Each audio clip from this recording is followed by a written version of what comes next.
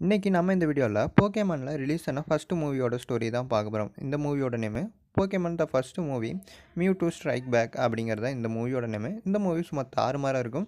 Maximum நிறைய பேர் இந்த மூவி பார்த்துருப்பேன்னு நினைக்கிறேன். பார்க்காதவங்க மறக்காமல் இந்த வீடியோவை ஸ்கிப் பண்ணாமல் பாருங்கள். உங்களுக்கு இந்த ஸ்டோரி கண்டிப்பாக பிடிக்கும். போக்கேமான் சீசன்லேயே ஃபஸ்ட்டு ரிலீஸ் ஆன மூவி இதுதான்.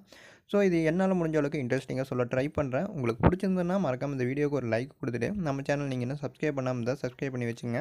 கூட பெல் ஐக்கனை கிளிக் பண்ணி வச்சுங்க. வாங்க வீடியோக்குள்ளே போகலாம். இந்த மூவியோட ஸ்டார்டிங் சீனில் நிறைய சயின்டிஸ்ட்டை காட்டுறாங்க. இவங்க குளோனிங் மூலம் மிகவும் பவர்ஃபுல்லான ஒரு போக்கேமனை க்ரியேட் பண்ணிகிட்டு இருக்காங்க. அவங்களும் வெற்றிகரமாக அந்த போக்கேமனை க்ரியேட் பண்ணிட்டாங்க. அதோட பேர் தான் மியூட்டோ. இந்த மூவியோட வில்லன்னு வச்சுக்கலாம். ஆனால் கடைசியில் அந்த போக்கேமனும் திருந்திரும், வில்லனால் இருக்காது. ஸோ இந்த போக்கேமான் கண் விழித்து பார்க்கும்போது அந்த சயின்டிஸ்ட்லாம் எக்ஸ்பிளைன் பண்ணுறாங்க.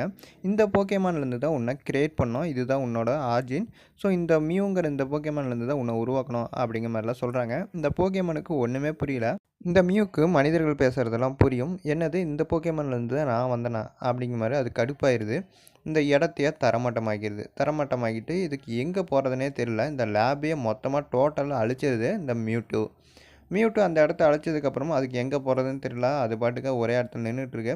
அப்போ தான் இந்த இடத்துல அந்த டீம் ராக்கெட்டோட ஹெட் வராரு.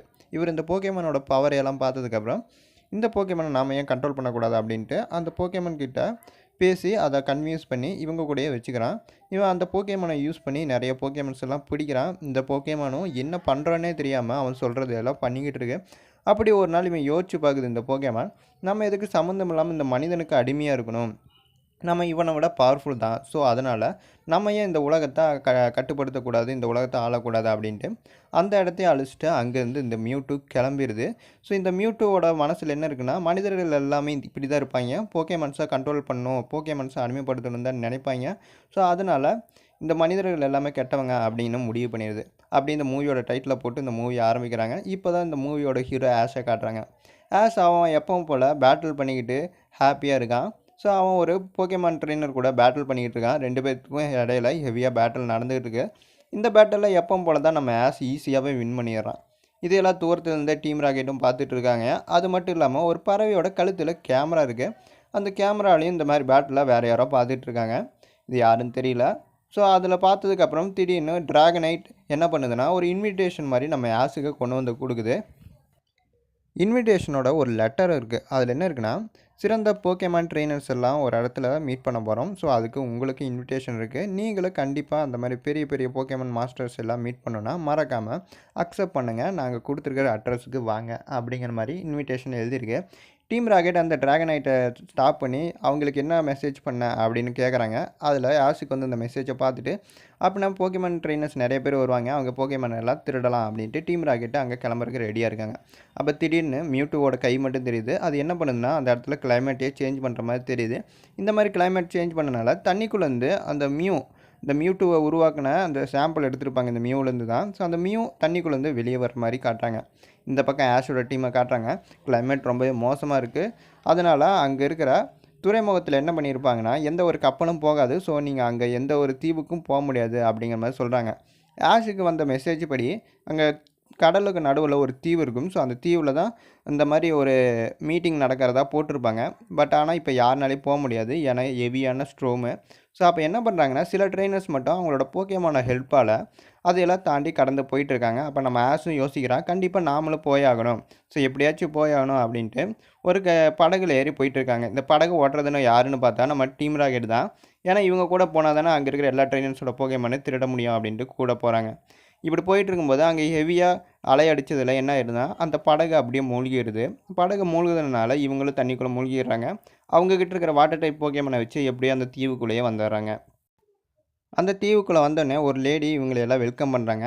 ஸோ இதுவரையிலும் 2 ட்ரெயினர் தான் வந்திருக்காங்க, உங்களோட சேர்த்து மொத்தம் 3 பேர் தான் வந்திருக்கீங்க அப்படிங்கிற மாதிரி வரவேற்கிறாங்க. அப்போ அவங்கள பார்த்தோன்னே நம்ம பிராக்குக்கு என்ன தோணுன்னா, இதை பார்த்தா நர்ஸ் ஜாய் மாதிரியே இருக்கே அப்படிங்கிற மாதிரி சொல்கிறாங்க. ஆனால் அவங்க என்ன சொல்கிறாங்கன்னா, இல்லை நான் நர்ஸ் ஜாயெல்லாம் கிடையாது, நான் ஒன்லி எங்கள் மாஸ்டருக்கு மட்டும்தான் வேலை செய்வேன் அப்படிங்கிற மாதிரி சொல்லிவிட்டு நம்ம ஆஷோட டீமை உள்ளே கூட்டிகிட்டு போகிறாங்க. இந்த பக்கம் மியூ என்ன பண்ணுதுன்னா, அது பாட்டுக்கு சின்ன பிள்ளைத்தனமாக விளாண்டுக்கிட்டு இருக்கு. எங்கன்னா இவங்க இருக்கிற இடத்துக்கு தான் ஃபாலோ பண்ணி வந்துகிட்டு இருக்கு மியூ. நம்ம ஆஷும் உள்ளே போய் பார்க்குறான். உள்ளே போய் பார்க்கும்போது நிறைய ட்ரெயினர்ஸ் இருப்பாங்கன்னு தான் எதிர்பார்த்து போகிறாங்க. ஆனால் இங்கே இருக்கிறது வெறும் 3 ட்ரெயினர்ஸ் மட்டும்தான் இருப்பாங்க. நம்ம ஆஷ் 4வதா உள்ளே போயிட்டுருக்கான். அவங்களோட போகேமான்ஸோட ஹெல்ப்பால் தான் இவங்க எல்லாருமே இங்கே வந்திருப்பாங்க. சில பேர் வானத்தில் பறந்தும், சில பேர் அவங்களோட வாட்டர் டைப் போகேமானை யூஸ் பண்ணி தான் இந்த மாதிரி இடத்துக்கு வந்திருப்பாங்க. ஸோ எல்லாருமே இன்ட்ரோ கொடுத்துக்கிறாங்க. ஸோ அவங்களோட எல்லா போகேமான்ஸுமே ரொம்பவே பவர்ஃபுல்லாக இருக்குது. அது மட்டும் இல்லாமல் எல்லாருமே நல்ல ட்ரெயினர்ஸாக தான் இருக்காங்க. யாரும் கெட்ட எண்ணத்தோடு இருக்கிற மாதிரி தெரியல. அப்போ திடீர்னு இங்கே எல்லாத்துக்குமே இன்விடேஷன் கொடுத்த அந்த மாஸ்டர் இங்கே வராரு. அப்போ தான் ஒரு இன்ட்ரோவும் கொடுக்குறாங்க அந்த லேடி. என்னென்னா, இவர் தலை சிறந்த போகேமான் மாஸ்டர் மட்டும் இல்லாமல் இந்த உலகத்திலேயே பவர்ஃபுல்லான போகேமான் கூட.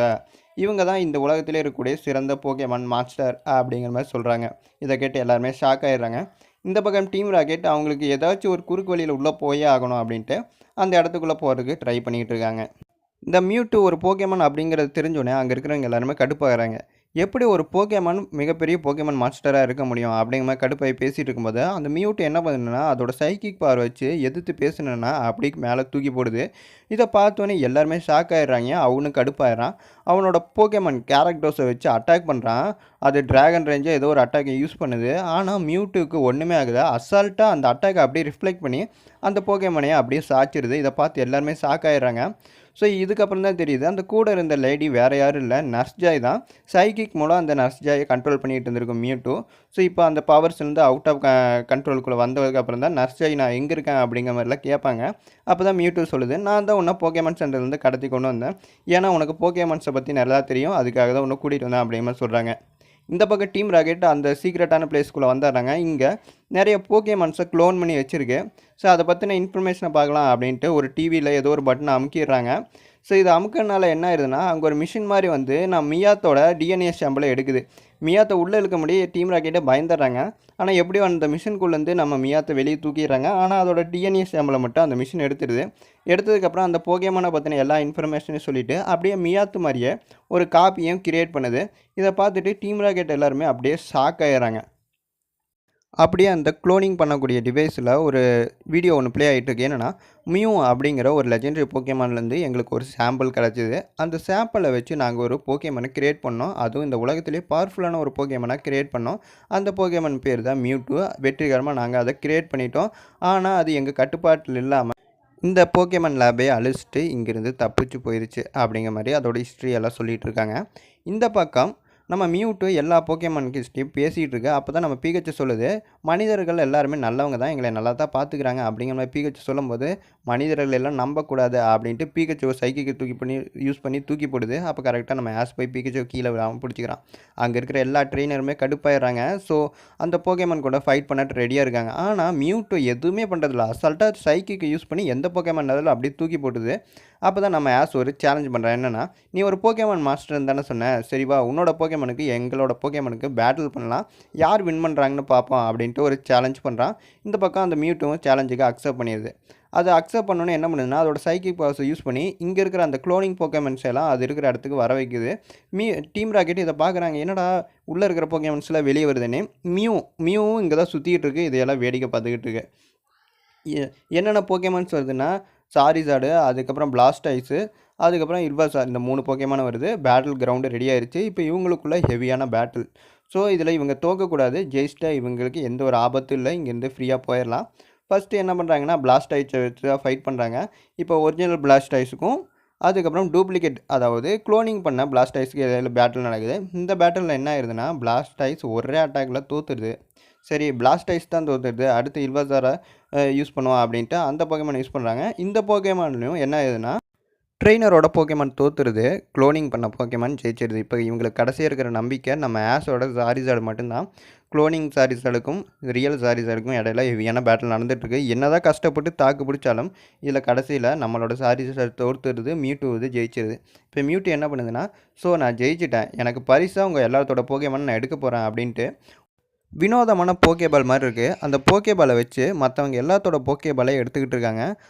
அப்போ நம்ம ஆஸ் கிளவராக என்ன பண்ணுறேன்னா, சரி வெளியே போகேமான்ஸ் இருந்தால் தானே பிடிச்சிட்டு போயிடுவேன், நான் போகேபால்குள்ளே என்னோடய போகேமான் எடுத்துறேன் அப்படின்ட்டு போகேபால்குள்ளே எடுத்துறான். போக்கேபாலையும் அந்த போக்கேமான்ஸ் எடுத்துகிட்டு போயிடுது. ஸோ இது யாருமே எதிர்பார்க்கல. அந்த போக்கேபால்ஸுக்கு ஒரு கண்ணு மாதிரி வேறு இருக்குது. அது இப்போதைக்கு இருக்கிறது பீகச்சு மட்டும்தான். பீகச்சுவை துரத்திக்கிட்டு போயிட்டே இருக்குது. பீகச்சு அந்த போக்கேபால்ஸ்லேருந்து எஸ்கேப் ஆகிறதுக்காக தண்டர் ஷாக்கை யூஸ் பண்ணி ஒரு ஹைட்டான இடத்துக்கு போயிட்டே இருக்குது. பீகச்சு ரொம்பவே டயர்ட் ஆயிடுது தண்டர் ஷாக்கை யூஸ் பண்ணி. ஆனால் அந்த பால்ஸ் இன்னும் வந்துக்கிட்டே இருக்குது பீகச்சுவை பிடிக்கிறதுக்காக. நம்ம ஆஷ் என்ன பண்ணுறேன்னா அந்த பீகச்சுவை காப்பாற்றுறதுக்காக அப்படியே ஃபாலோ பண்ணி ஓடிக்கிட்டே இருக்கான். அதுக்கு மேலே பீகச்சுவோட ஓட முடியல. மேலேருந்து கீழே விழுந்துருது.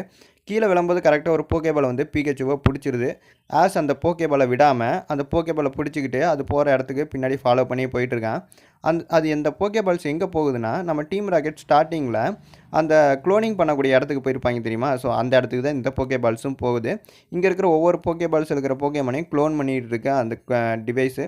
ஸோ நம்ம ஆஷ் எப்படியும் அந்த டிவைஸ்குள்ளேயெல்லாம் பூந்து போக்கேபாலில் இருக்கிற நம்ம பீகச்சுவை காப்பாற்றுறதுக்கு ட்ரை பண்ணிகிட்டு இருக்கான். அங்கே இருக்கிற மிஷின்ஸ் எல்லாத்தையுமே டாருமாராக டேமேஜும் பண்ணிகிட்டு இருக்கான். ஸோ எப்படியோ ஒரு வழியாக அந்த போக்கேமானை வெளியே கொண்டு வந்தாரான். பீகச்சுவை காப்பாற்றிடுறான். பீகச்சுவை காப்பாற்றினதில் என்ன ஆயிருன்னா அவன் அந்த டிவைஸை மொத்தமாகவே அழிச்சிருப்பான். ஸோ அந்த இடத்துல பெரிய பிளாஸ்டே நடந்து அங்கே கடத்தப்பட்ட எல்லா போக்கேமான்ஸுமே வெளியே வந்துடும். இதை வந்து யாருமே எதிர்பார்த்துருக்க மாட்டாங்க. டீம் ராக்கெட்லாம் அப்படியே பார்த்து பயந்துருவாங்க. என்னடா நடக்குதுங்க அப்படிங்கிற மாதிரி.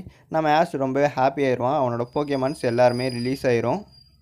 இன்னொரு பக்கம் நம்ம மியூட்டூ நடந்தது தெரியாமல் இனிமேல் இந்த உலகமே எங்கள் கண்ட்ரோலில் தான், இனிமேல் க்ளோனிங் போக்கேமான்ஸ் தான் இந்த உலகத்தையே ஆட்சி பண்ண போகுது, மனிதர்கள் நீங்கள் இந்த உலகத்துக்கு எப்போவுமே ஆபத்து தான், ஸோ உங்களை எல்லாம் அழிச்சிட்டு வெறும் போக்கேமான்ஸ் மட்டும்தான் நாங்கள் இருக்க போகிறோம் அப்படிங்கிற மாதிரி சொல்லிட்டு இருக்காங்க. அப்போ பேக்ரவுண்டில் ஒரு சவுண்டு என்னடான்ட்டு பார்த்தா அந்த ஒரிஜினல் போக்கேமான்ஸோட நம்ம ஆஷ் அப்படியே ஒரு ஹீரோ மாசான ஒரு என்ட்ரி கொடுப்பான் பாருங்க, வேறு லெவலில் இருக்கும். ஸோ உன்னால் எங்களை எதுவுமே பண்ண முடியாது, எப்பவும் ரியல் தான் ரியல் அப்படிங்கிற மாதிரி சொல்லிட்டு நம்ம ஆஷ் மியூட்டுவை அடிக்கிறதுக்காக போவான். ஆனால் மியூட்டு மேலே ஒரு அடி கூட விழாது. நம்ம ஆஷ் தான் கீழே விழுந்துருவான். மியூட்டு அசால்ட்டாக சைக்கிக் யூஸ் பண்ணி நம்ம ஆஷ் அப்படியே மேலே தூக்கி போடும். அப்போ திடீர்னு ஒரு பலூன் மாதிரி வந்து நம்ம ஆஷை காப்பாற்றும். என்னடான்ட்டு பார்த்தா இப்போ தான் நம்ம ஹீரோ மியூவோட என்ட்ரி. மியூ தான் அதோட பவரை யூஸ் பண்ணி ஆஷை காப்பாற்றிருக்கும். மியூட்டு பார்த்துட்டு ஓ இதெல்லாம் உன்னோட வேலை தானா, உன்னோட டிஎன்ஏலேருந்து தான் என்னை உருவாக்குனதாக சொன்னாங்க, வா பார்த்துடலாம், நீ பவர்ஃபுல்லாக நான் பவர்ஃபுல்லாக அப்படின்ட்டு 2 போக்கேமானும் ஃபைட் பண்ண ஆரம்பிச்சிருது. மியூவும் மியூட்டுவும் சேர்ந்து ஃபைட் பண்ண ஆரம்பிச்சிருது. அதுக்கு முன்னாடி நிறைய பேசுகிறாங்க. அப்போ தான் நம்ம மியூ சொல்லுது, எப்போவுமே போக்கேமானோட பவர் அப்படிங்கிறது போக்கேமானோட பவர் அது ஸ்ட்ரென்த்தில் இல்லை, போக்கேமானோட மனசில் இருக்குது அப்படிங்கிறத சொல்லுது மியூவும். ஸோ இது எல்லாருமே அக்செப்ட்டும் பண்ணிக்கிறாங்க. ஆனால் மியூட்டுவால் இதை ஒத்துக்க முடியல. அதனால் மியூவுக்கும் இடையில ஹெவியாக பேட்டில் நடந்துகிட்டு இருக்குது. அதே சமயம் இங்கே இருக்கிற க்ளோனிங் போக்கேமானுக்கும் ரியல் போக்கேமான்ஸுக்கும் இடையில ஹெவியான ஃபைட்டு போயிட்டுருக்கு. ஆஷ் இதையெல்லாம் பார்த்துட்டு இப்படி இங்கே ஃபைட் நடக்க விடக்கூடாது, ஏதாச்சும் பண்ணி ஆகணும் அப்படிங்கிற மாதிரி நம்ம ஆஷ் யோசிக்கிறான். ஸோ ஆஷ் மேலே ஒரு பாறை மேலே இருப்பான். ஸோ அங்கேருந்து கீழே விழுந்து அவனுக்கு அடியெல்லாம் படும். அடிபட்டுட்டு வந்து இங்கே இருக்கிற போக்கேமான்ஸ் எல்லாம் ஸ்டாப் பண்ணுமே அப்படிங்கிறதுக்காக யோசிப்பான். இங்கே மியூட்டும் ஃபைட் பண்ணிகிட்டு இருக்கோம். அப்போ ஆஷ் வந்து குறுக்க போயிடுவான். குறுக்க போனதில் 2 பேர்த்தோட பவர்ஸும் நேராக நம்ம ஆஷ் மேலே பட்டுரும். எல்லா போக்கேமானுமே பார்க்கும். அப்போ தான் மியூட்டும் ரியலைஸ் பண்ணும். என்னென்னு பார்த்தா போக்கேமான்ஸ் நம்மளோட ஃபைட்டை நிறுத்துறதுக்காக ஒரு ஹியூமன் அவனோட உயிரை தியாகம் பண்ணுறானா அப்படிங்கிற மாதிரி யோசிக்கும். இந்த சீனில் எல்லா போக்கேமானுமே அழுக ஆரம்பிச்சிடும். ஏன்னா பீகச்சு ரொம்பவே சோகமாக தண்டர்போல்ட் அட்டாக்கை ஆஷ் மேலே யூஸ் பண்ணிகிட்டே இருக்கும். பீகச்சு அழுக வேற செய்யும். இதை பார்த்துட்டு எல்லா போக்கேமானுமே அழுக ஆரம்பிச்சிடும். க்ளோனிங் போக்கேமானாக இருக்கட்டும், ரியல் போக்கேமானாக இருக்கட்டும். ஸோ நம்மளோட ஃபைட்டை நிறுத்துறதுக்காக ஒரு ஹியூமன் அவனோட உயிரை கொடுத்துருக்கானே அப்படிங்கிற மாதிரி நினச்சி எல்லா போக்கேமானுமே அழுக ஆரம்பிக்கும். ஸோ திடீர்னு என்னாச்சுன்னு தெரியல, அந்த போக்கேமான்ஸோட கண்ணீர் எல்லாமே திடீர்னு ஒரு மேஜிக் மாதிரி ஆகி நம்ம ஆஷை ஹீல் பண்ண ஆரம்பிச்சிட்டு இருக்கோம். எல்லா போக்கேமான்ஸோட கண்ணீருமே நம்ம ஆஷ் மேலே வந்து அப்படி ஜொலிக்க ஆரம்பிச்சிடும். அதை நம்ம பீகச்சுவும் பார்க்கும். திடீர்னு நம்ம ஆஷ் அப்படியே க்ளோவாக ஆரம்பிச்சிருவான். அவன் வந்து சிலையாக மாறி இருப்பான் அந்த சைக்கிக் பவர்ஸ் யூஸ் பண்ணதில். கடைசியாக நம்ம பீகச்சுவும் அழுவோம். பீகச்சுவோட கண்ணீர் கரெக்டாக நம்ம ஆஷ் மேலே விழுந்தோடனே ஆஷ் மறுபடியும் உயிரோடு வந்துடுவான். இதை பார்த்துட்டு பீகச்சு ரொம்பவே ஹாப்பி ஆயிரும். பீகச்சு ஹாப்பியானதை பார்த்து சுற்றி இருக்கிற எல்லா போக்கேமானுமே ஹாப்பி ஆயிரும். அப்போ தான் மியூட்டு வந்து ஒன்றை ரெகலைஸ் பண்ணி, என்னென்னா எல்லா மனிதர்களும் கெட்டவங்க இல்லை, ஸோ நம்மளோட எண்ணம் தான் தப்பாக இருந்திருக்கு. ஸோ சில மனிதர்கள் நல்லவங்களாகவும் இருக்காங்க. பட் ஒருவேளை போக்கேமான்ஸுக்கு ஏதாச்சும் ஆபத்துனா நான் கண்டிப்பாக திரும்ப வருவேன் அப்படின்ட்டு அங்கே இருக்கிற எல்லா க்ளோனிங் போக்கேமானுமே நம்ம மியூட்டு அங்கேருந்து கூட்டிகிட்டு போயிடுது. எங்கே போகுதுன்னு சுத்தமாக தெரியல. மியூவும் கூட சேர்ந்து போயிடுது. ஸோ இனிமேல் நான் உங்களுக்கு எந்த ஒரு தொந்தரவும் கொடுக்க மாட்டேன், என்னோடய க்ளோனிங் போக்கேமான்ஸையும் நானே கூட்டிகிட்டு போயிடுறேன் அப்படின்ட்டு சைக்கிக் யூஸ் பண்ணி அப்படியே வானத்தில் பறக்க வச்சு கூட்டிகிட்டு போயிடுது மியூட்டு. ஸோ இதோட இந்த மூவி முடிஞ்சிருச்சா அப்படின்னு கேட்டால் இதுதான் இல்லை. என்ன ஆயிடுதுன்னா மியூட்டு இங்கே வந்து கிளம்புனது மட்டும் இல்லாமல் அங்கே ஏதோ ஒரு மேஜிக் மாதிரி பண்ணி அவங்களுக்கு இருக்கிற மொத்த மெமரிஸையும் எரேஸ் பண்ணிடும். ஸோ இவங்களுக்கு இதுவரையிலும் இங்கே நடந்தது எதுவுமே ஞாபகம் இருக்காது. இவங்களை கடைசியாக எங்கே அதாவது ஒரு துறைமுகத்தில் நிற்பாங்க தெரியுமா? ஸோ அதே இடத்துல அப்படியே இந்த மூவியை முடியிற மாதிரி காட்டுவாங்க. இப்போ இவங்களுக்கு இங்கே நடந்தது எதுவுமே ஞாபகம் இருக்காது. ஸோ இவங்களுக்கு அந்த புயல் வந்தது மட்டும்தான் ஞாபகம் இருக்கும். இவங்க அந்த தீவுக்கு போகணும்னு ட்ரை பண்ணியிருப்பாங்க. பட் அந்த தீவுக்கு போகிறதுக்கான எந்த ஒரு ஷிப்புமே இருக்காது. அப்படியே இந்த மூவியை முடிக்கிற மாதிரி காட்டுறாங்க. இந்த மூவி உங்களுக்கு பிடிச்சிருந்ததுன்னா மறக்காமல் கீழே கமெண்ட் பண்ணுங்கள். இந்த வீடியோக்கு ஒரு லைக் கொடுத்துட்டு நம்ம சேனல் நீங்கள் இன்னும் சப்ஸ்கிரைப் பண்ணிங்கன்னா சப்ஸ்கிரைப் பண்ணிவிட்டு கூட பெல் ஐக்கானே கிளிக் பண்ணிக்கங்க.